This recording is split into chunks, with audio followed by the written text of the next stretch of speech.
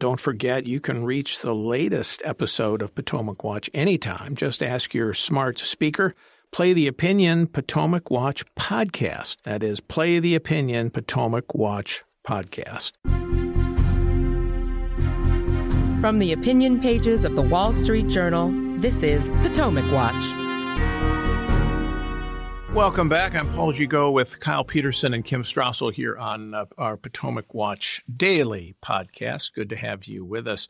It did seem that, to my ears, there was some criticism of Donald Trump from the stage, but not a lot. Chris Christie hit him hard for not being at the debate. Nikki Haley hit him somewhat on his failures as a president in dealing with China and security issues.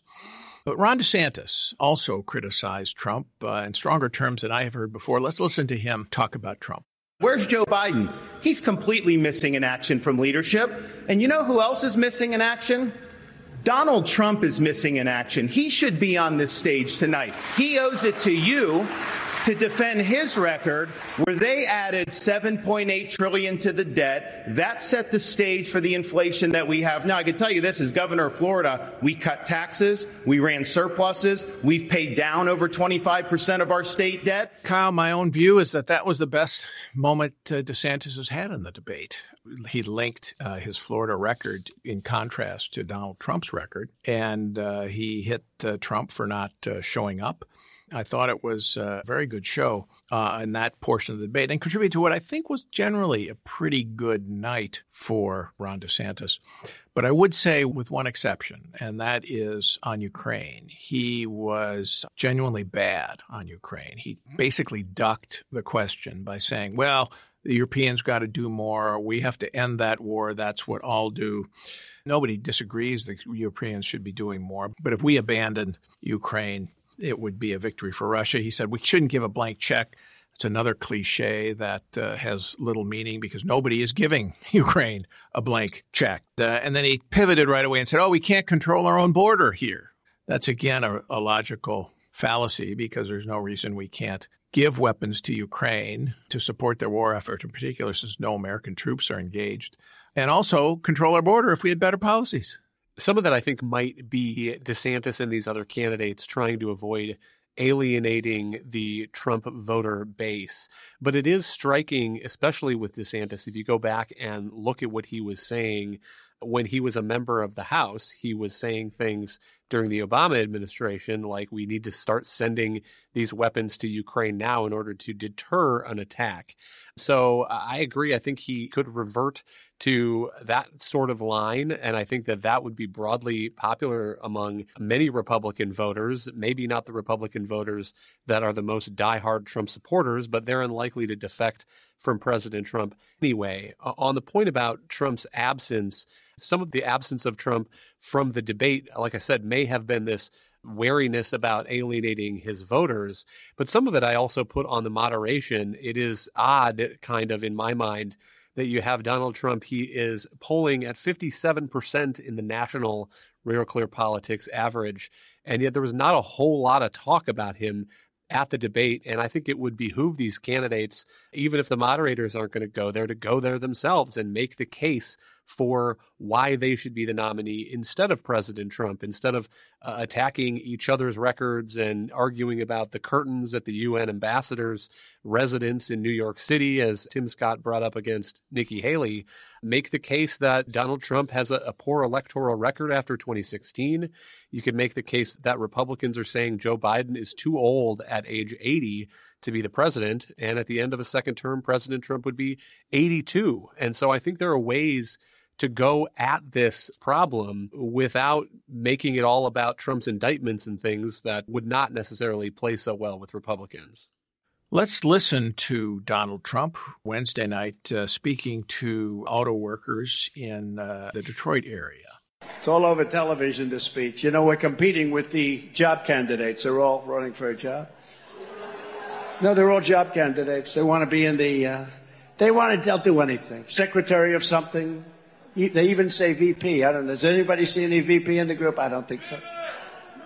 No, that's, can you imagine? They don't have a crowd like we have. When you look at the thousands of people outside that couldn't get in, why didn't you build a bigger plant? So Donald Trump, obviously full of praise for his competitors, demeaning them as essentially job applicants.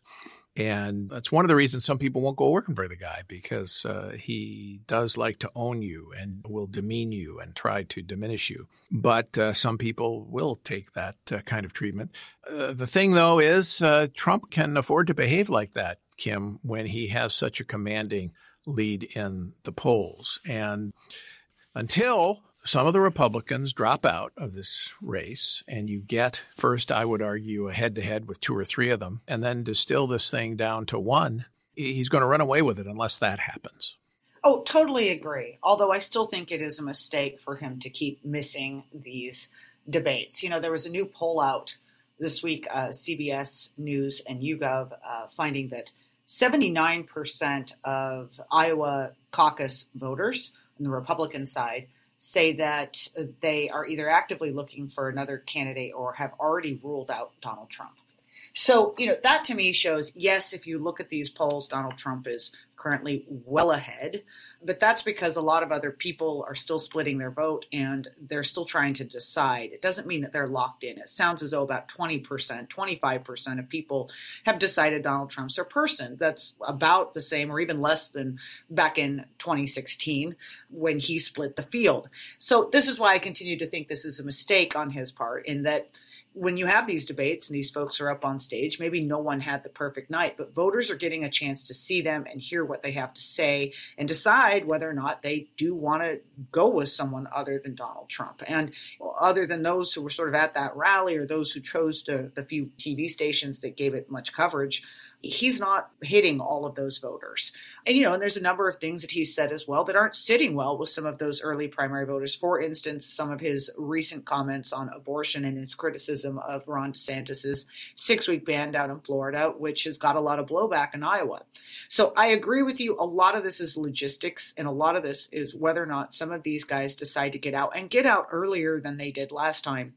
But I think if they do, Donald Trump still has a real race on his hands, and that some of his own actions are not doing much to consolidate those numbers you see in the polls. Remember in 2008, there were only 3 candidates, as I recall, and Democrats, Martin O'Malley, Barack Obama, and Hillary Clinton. And when it became head-to-head with Barack Obama, that's where he was able to challenge Hillary Clinton, who had started with a substantial lead and then beat her.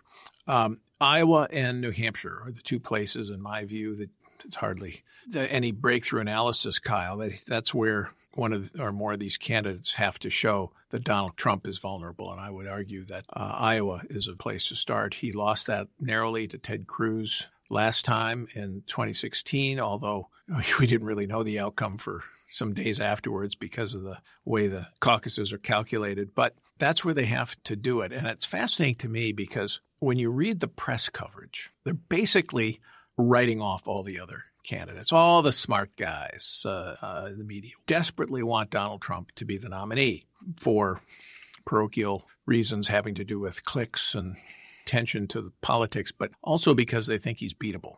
And there's almost a kind of mutual dependency between Joe Biden and his supporters and Donald Trump and his, because each of these guys thinks, well, if that other guy is the nominee, I can beat him. And yet, if one of the parties decided, for whatever reason, to toss out the other guy, Trump or Biden, and go with somebody younger, I think the party that went younger would have the advantage. I tend to agree with you. And there's been some polls that have suggested that. I forget the exact numbers, but there was one where Nikki Haley was beating Joe Biden by the biggest margin, something like 6 points in these head-to-head matchups. I don't disagree with Kim's analysis that these debates are providing voters a better sense of who these other candidates are. But it is notable, I think, that President Trump does not seem to think that his strategy is backfiring or that he's paying a price for sitting out these debates.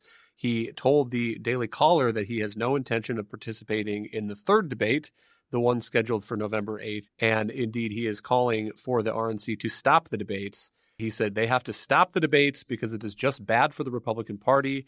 They're not going anywhere. There is not going to be a breakout candidate. and maybe something will change. Maybe part of it will be some candidates dropping out here after hearing from some party elders or some donors that that's what is needed to make this a real race before we get to these Iowa caucuses. And maybe part of it will be a change in focus. Maybe we will get to that third debate and the moderators will indeed decide to spend much of the time on whether those candidates think that President Trump can actually beat Joe Biden or what those vulnerabilities are. But President Trump doesn't seem to think it's costing him much so far. We'll have to see a turn in the polls before I think he changes his strategy here to ignore the debates and argue that he should be anointed as the winner already. All right, Kim, thank you. Kyle, thank you. Thank you all for listening. We're here every day with Potomac Watch, and we will be back tomorrow with another edition of our podcast. Thank you for listening.